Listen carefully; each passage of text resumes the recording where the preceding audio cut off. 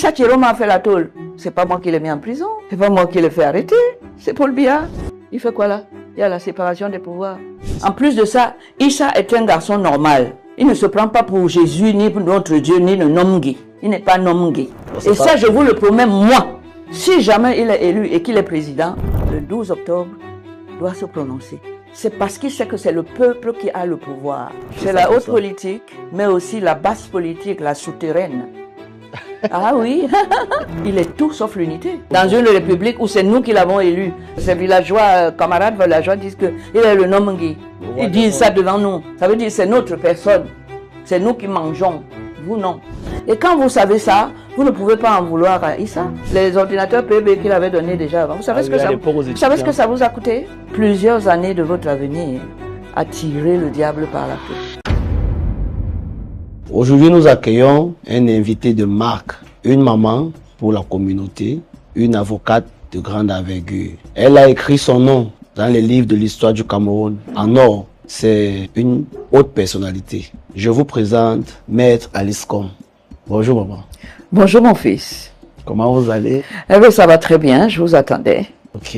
Aujourd'hui, on est là pour parler de l'actualité, de parler de notre histoire.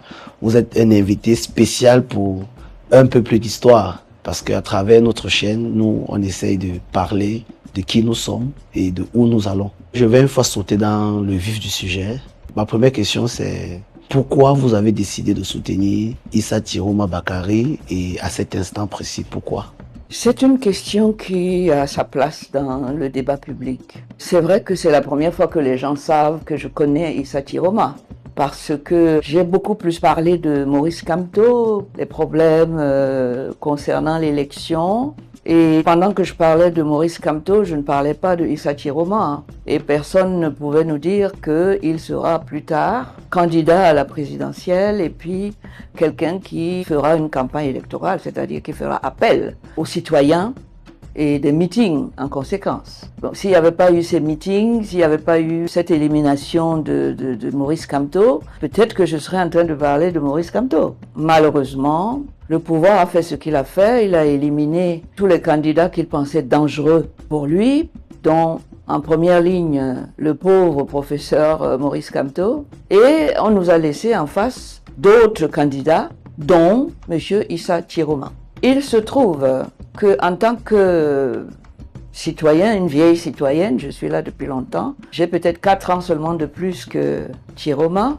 Chiroma a été ministre de la République pendant assez longtemps, les transports. Et donc j'ai eu à travailler avec